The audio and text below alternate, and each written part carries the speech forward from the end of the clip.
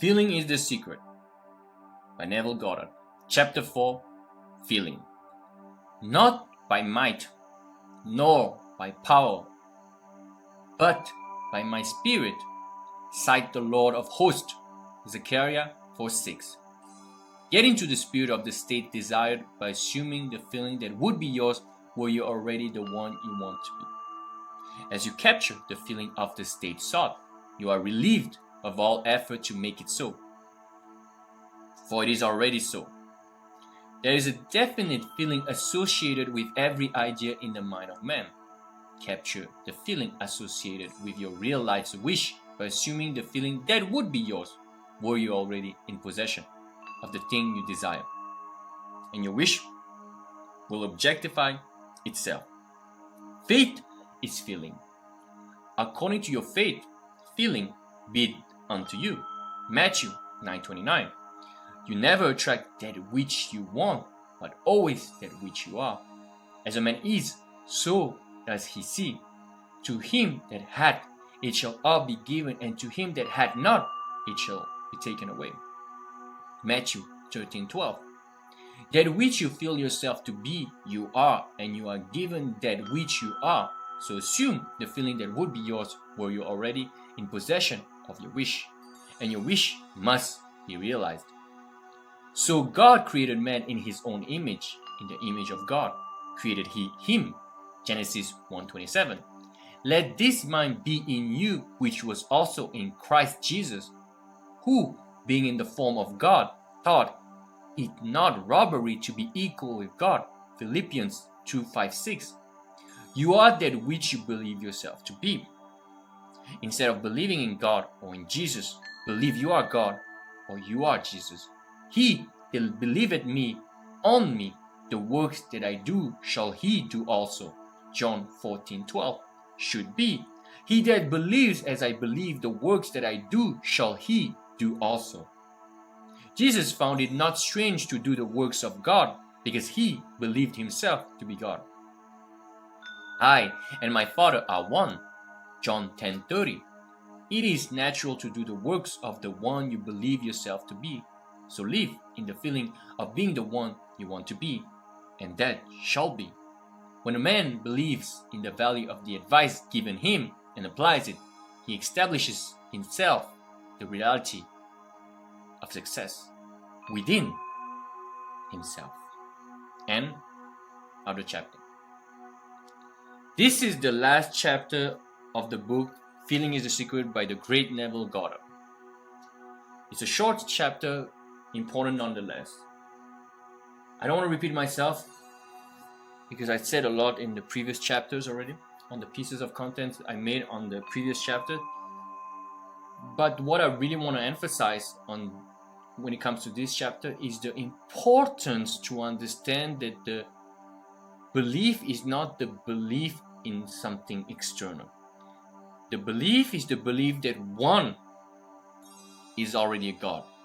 And by virtue of believing that you are God, you know that the creation is within you. You have the ability to create within you. It's not meant to be arrogant, saying that you are God and that you tower above other people, because each one of us are God. Each one of us are in the image of Jesus Christ and God, the Father, which is all one.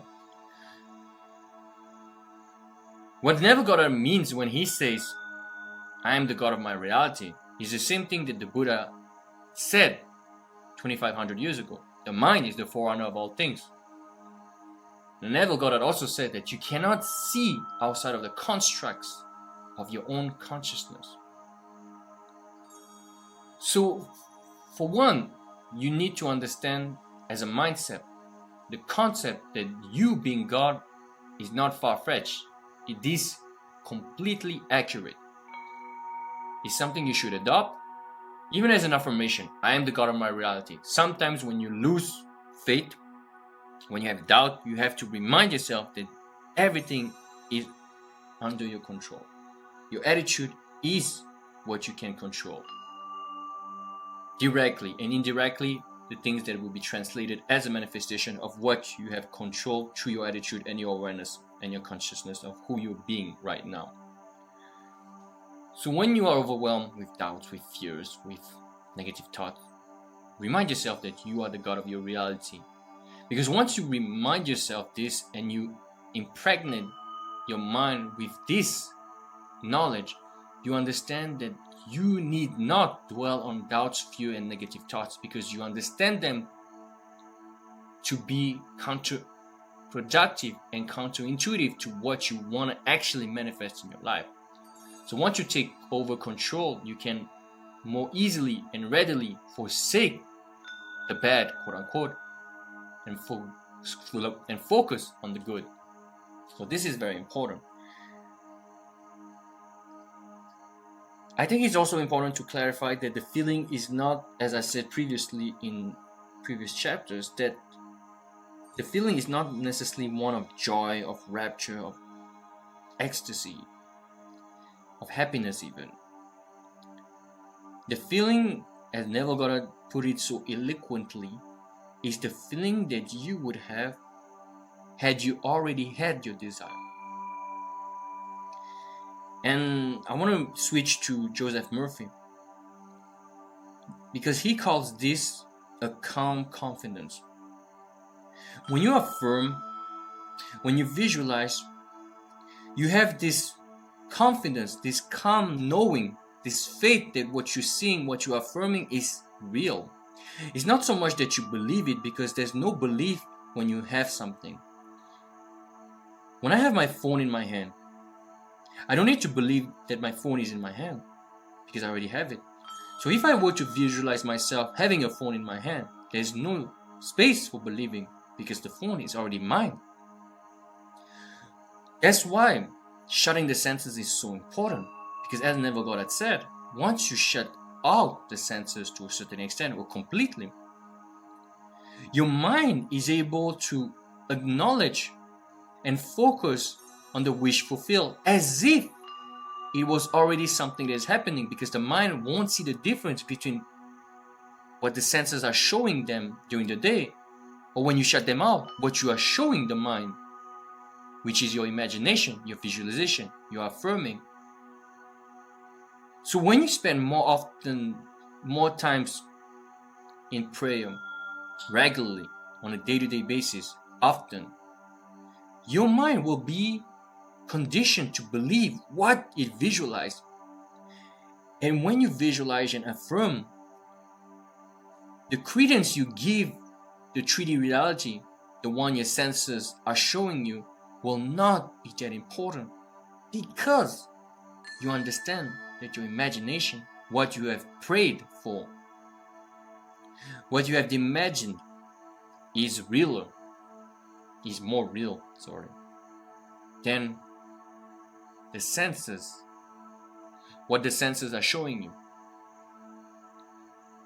And it is not something that will necessarily strike you right now, unless you have done the practice. But once you do the practice, you understand that if you are to start visualizing every day for a particular desire, particular goal, and you see things when you open your eyes that contradict, yes, at the beginning you might react, and you probably will, but it's okay, it's just normal. It takes discipline, it takes time, it takes a bit of effort.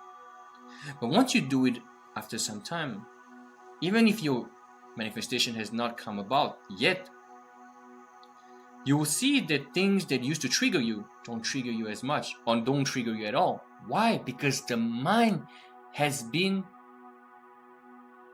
impregnated with the seed of your manifestation.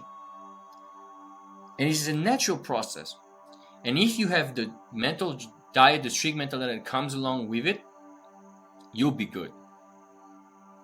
Obviously, I don't want to talk too much about mental diet because that's not the subject, but that's obviously very important too, crucial. But when it comes to prayer, feeling, sleep, it's all the same. Shut out the senses and feel the feeling that you would feel if the wish was already fulfilled. You don't need to think about it. It's not an intellectual process. Just shut down the senses, affirm, and you will see over time The feeling will be very personal to you. You don't necessarily need to label the feeling, but it feels the way you would feel if the desire would be yours. And generally speaking, it comes as a conviction that, oh, this is who I am. This is what I have. And that's all you need. Thank you so much for listening. Hope it helps. If you have any questions, please leave them in the description box below.